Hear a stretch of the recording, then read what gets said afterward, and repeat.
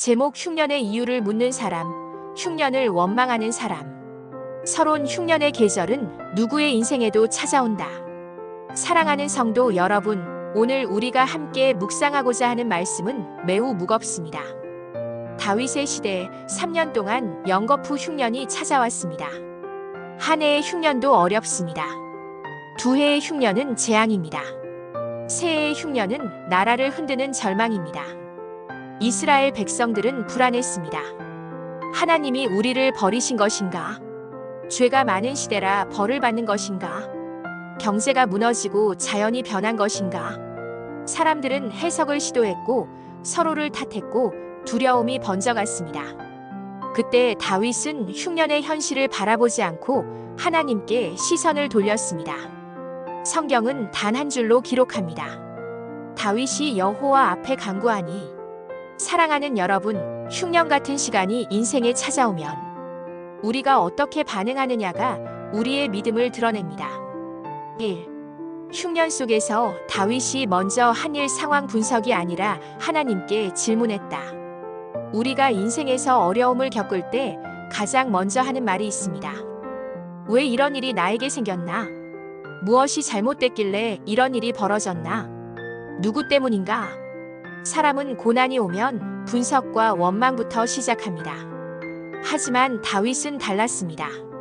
그는 문제를 보기 전에 하나님을 바라보는 사람이었습니다.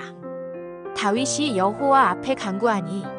사랑하는 성도 여러분, 고난은 하나님 앞에 나아갈 이유이지 하나님을 떠날 이유가 아닙니다.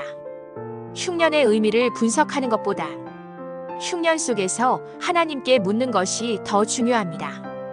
고난이 깊어지면 기도가 깊어져야 합니다.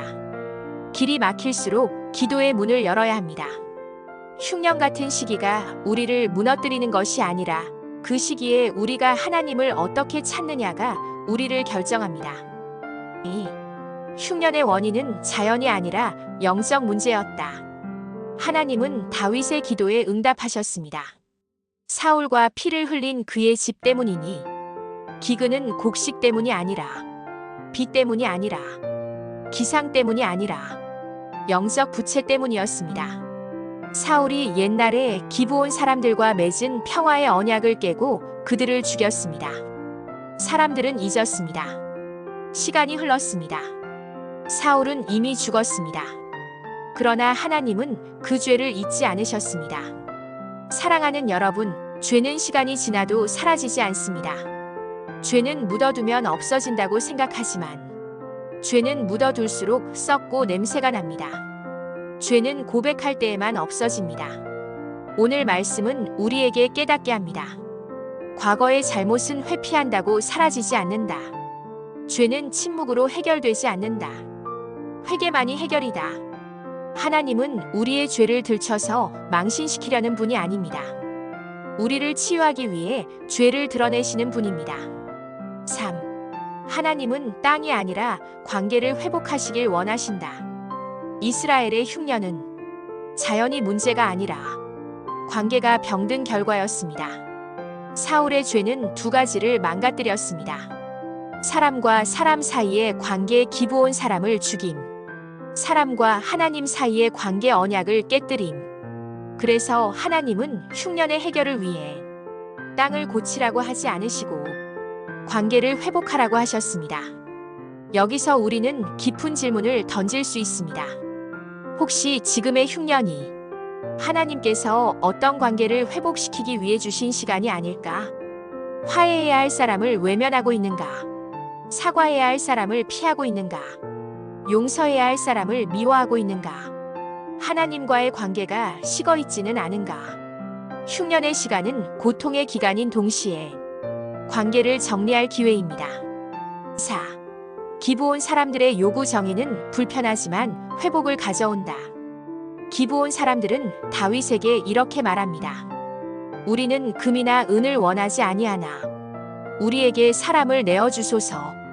그것은 복수의 감정이 아니라 정의의 회복이었습니다. 그 땅에 억울한 피가 흐른 채 방치되어 있었고 그 피의 외침이 멈춰야 이스라엘 땅이 회복될 수 있었습니다. 정의는 때때로 불편합니다. 진실을 인정하는 것은 아픕니다. 잘못을 마주하는 것은 두렵습니다. 그러나 정의 없이는 회복도 없습니다. 고백 없는 평안은 거짓입니다. 회피 속의 행복은 오래가지 않습니다.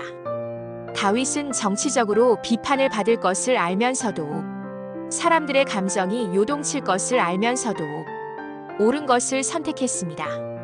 여기서 우리는 배웁니다. 신앙의 길은 쉬운 길이 아니라 옳은 길이다. 편안함보다 진실을 선택할 때 흉년이 멈춘다. 오늘 우리가 받아야 할 말씀, 흉년이 올 때 해야 할 결단. 흉년이 찾아올 때 해야 할 일은 4가지입니다. 원망보다 먼저 기도하라. 고난이 왔다고 기도 안 하면 고난은 고난으로 끝난다. 하지만 고난 속에서 기도하면 고난은 회복의 시작이 된다. 문제의 원인을 사람에게 돌리지 말라. 원망은 흉년을 끝내지 못한다. 기도만이 흉년을 끝낸다. 해결되지 않은 과거와 마주하라. 아픈 것이 회복을 부른다. 고백이 은혜를 가져온다. 정의를 선택하라. 신앙은 편안함을 택하는 것이 아니라 하나님이 옳다 하시는 것을 택하는 것이다. 그런데 성도 여러분, 여기서 더 깊은 은혜가 있습니다. 회개가 천벌을 부르는 것이 아니라 회개가 회복을 부른다. 흉년의 끝은 형벌의 순간이 아니라 은혜의 순간이었습니다. 결론, 흉년이 끝나는 날은 하나님께 돌아가는 날이다. 이스라엘의 흉년은 기상현상 때문에 멈추지 않았습니다. 경제 정책 때문에 멈추지 않았습니다. 사람들의 원망이 쌓였다고 멈추지 않았습니다. 흉년은 하나님께로 돌아갔을 때 멈추었습니다. 우리의 인생의 흉년도 같습니다. 흉년의 중요한 이유는 우리를 힘들게 하는 것이 아니라 우리를 하나님께로 더 가까이 데려가기 위해서입니다. 사랑하는 성도 여러분, 흉년이 왔다고 두려워하지 마십시오. 흉년이 왔다고 버림받은 것이 아닙니다. 흉년이 왔다고 하나님이 멀어진 것이 아닙니다. 어쩌면 하나님은 이렇게 말씀하시는 것일지 모릅니다. 내가 너를 잊은 것이 아니라 너를 다시 나에게 데려오고 싶은 것이다. 오늘 우리가 하나님께 돌아간다면 흉년은 끝날 수 있습니다. 마무리 기도. 주님, 흉년의 계절 속에서도 다윗처럼 먼저 하나님 앞에 질문하는 사람 되게 하소서. 우리의 죄를 숨기지 말고 고백하게 하시며 옳은 길, 정의의 길을 선택하는 용기를 주소서. 오늘 이 말씀이 우리의 삶을 변화시키는 회복의 시작이 되게 하소서.